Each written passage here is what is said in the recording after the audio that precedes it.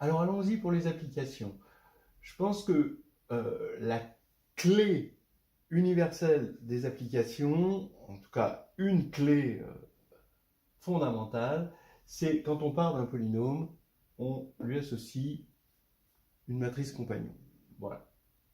Alors, par exemple, vous cherchez les racines d'un polynôme, ça revient à chercher les valeurs propres de la matrice compagnon. Et il se trouve qu'actuellement, ce n'était pas le cas au 19e siècle, mais au 20e siècle, on s'est mis à avoir une théorie beaucoup plus riche sur les matrices que sur les polynômes, donc ça valait le coup de faire cette bascule. Là, donc, par exemple, alors ça, vous pouvez le voir ici, ça c'est dans Carnet de voyage en algébrie, vous avez une matrice compagnon, et à partir de la matrice compagnon, c'est facile de voir une borne qui va délimiter les valeurs propres. On appelle la borne de Cauchy. Voilà. Donc ça peut se faire comme ceci. Bon, on n'avait pas besoin de la matrice compagnon pour trouver la borne de Cauchy, c'était bien connu déjà au 19e siècle. Bon. Maintenant, donc ça c'est une étoile. Pour un 2 étoiles, on peut partir sur la méthode QR, c'est-à-dire que si on veut les racines de P, eh bien c'est le spectre de CP et on a la méthode QR qui nous permet d'avoir ce spectre. Donc ça c'est important. Alors maintenant, bon, dans les applications, les suites récurrentes linéaires, donc là les polynômes évidemment, hein, et là les suites récurrentes linéaires, oui, bon, prenons par exemple Fibonacci, hein, qui est vraiment voilà, la suite récurrente linéaire par excellence. Donc ici, vous le mettez sous forme matricielle, un plus 1, un plus 2 égale 0, 1, 1, 1, un plus 1, voilà. Et maintenant, ça revient à chercher, trouver la suite de Fibonacci, ça revient à chercher les puissances de cette matrice-là. Et les puissances de cette matrice-là, bon, ça se fait avec les valeurs propres. Et là, les valeurs propres de cette matrice, c'est phi le nombre d'or et phi prime son conjugué. Et donc, pour la suite de Fibonacci, ça nous donne une certaine formule. Voilà. Alors là, j'en profite. Après, bon, à vous de voir si ça vous intéresse, mais j'avais fait une vidéo sur des vidéos sur les nombres de Piso, que je trouve vraiment intéressant. Phi va être racine d'un polynôme voilà, qui est, on va dire, irréductible sur Q, et les conjugués, donc phi est de module strictement supérieur à 1, mais les conjugués sont tous de module strictement inférieur à 1, ce qui est le cas ici. Hein. Ici, vous avez 1 plus racine de 5 sur 2, et là, 1 moins racine de 5 sur 2, qui est de module strictement inférieur à 1. Donc, qu'est-ce qui va se passer? Là, si vous voulez, vous aurez toujours un entier, d'accord? Et là, vous allez avoir, vous allez avoir une suite géométrique, et là, vous allez avoir quelque chose de négligeable, d'accord? Et donc, vous allez avoir des suites géométriques de presque entiers. C'est-à-dire que ça va ressembler à donc un nombre, 0,000 ou 0,99999, hein, ici. Et donc, ça va être des presque entiers. Donc, on tombe sur des suites géométriques de presque entiers. Dans la théorie de l'approximation diophantinienne, c'est quand même important. Voilà. La continuité du spectre. Alors, on a vu que le spectre était continu. Alors ça, bon, c'est un petit peu impliquant, encore que, regardez, c'est fait dans Carnet de voyage en algébrie. La continuité du spectre prouve une version topologique de Gershgoring que je vous ai expliqué tout à l'heure.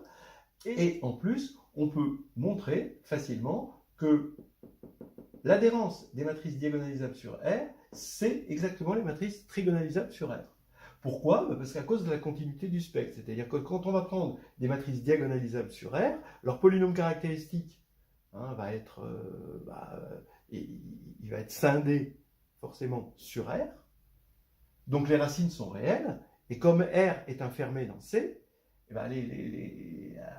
quand on va passer à la limite, on va encore tomber sur des racines réelles par continuité du spectre. Et donc sur un polynôme caractéristique qui va être scindé sur R, donc quelque chose dont on peut affirmer que c'est trigonalisable. Donc cette inclusion-là vient de la continuité du spectre, en tout cas peut provenir de la continuité du spectre. Voilà. Alors toujours dans l'application de la matrice compagnon, alors ça dans le carnet de voyage en algébrie, il y en a plein, hein. On part d'un polynôme, exactement la même technique qu'ici, on part d'un polynôme unitaire à coefficient z de x, dont les racines sont toutes de module inférieur ou égal à 1, et on arrive au fait que les racines sont soit nulles, soit des racines énièmes de l'unité. Alors ça, encore une fois, ça se fait à coup de matrice compagnon, à coup de spectre, hein, à coup de valeur propre, etc. J'aime bien la suite de polygones. On part d'un polygone convexe, et puis à chaque fois, sur une arête, on prend un certain barycentre des deux sommets, et on obtient un autre polygone convexe, et etc. On continue, et on va tendre vers l'isobarycentre des sommets. Voilà. Et ça se fait encore avec des matrices compagnons, avec des valeurs propres, etc. C'est dans le carnet de voyage en algèbre. L'allure des solutions de x' égale à x, donc ça c'est une équation différentielle, donc il faut bien en mettre à un moment. On va prendre a dans m2 de r, et les valeurs propres de a, hein, selon si elles sont réelles, réelles et égales, complexes, est-ce qu'il y en a une nulle, etc., etc. Il y a toute une série de cas hein, qu'il faut faire, et qui va nous donner des allures de solutions dans le plan réel. Hein, on va voir arriver les solutions bien. Et puis, ben ouais, on est quand même en droit hein, de dire les valeurs propres jouent un rôle fondamental en théorie des représentations. Alors la théorie des représentations, évidemment, c'est la boîte de Pandore. Vous l'ouvrez, il y a tout qui arrive là. Hein. Donc vous regardez les représentations donc, de groupes finis dans C, hein, dans GNC, et tout part du fait que comme le groupe est fini, et qu'on est sur C, les matrices vont être diagonalisables et à valeur propre des racines de l'unité.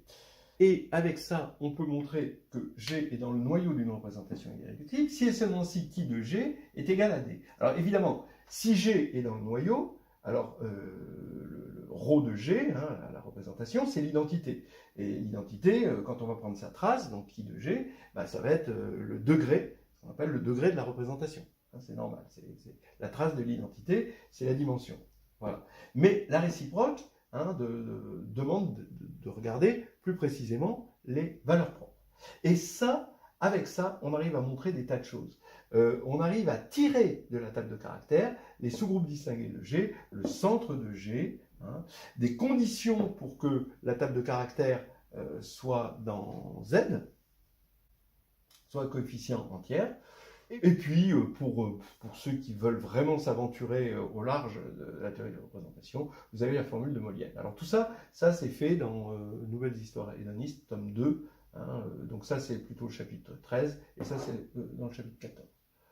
Bon, voilà, en conclusion, j'ai bien conscience que ce que j'ai dit est assez copieux, parce qu'il y a plusieurs aspects, théoriques, topologiques, calcul numérique, dont il faut parler. Il y a aussi des aspects de niveau de difficulté, donc selon comment vous sentez les choses, vous pouvez aller vers des niveaux de difficulté supérieurs. En tout cas, j'ai essayé, sur ce rapport que j'ai trouvé un petit peu brutal et que mes étudiants qui ont regardé ça, ça leur a piqué les yeux. Tout ça ne me plaît guère. J'ai essayé de mettre des mots doux dessus. Voilà, j'espère en tout cas que ça vous aura pas enfoncé encore plus la tête dans l'eau.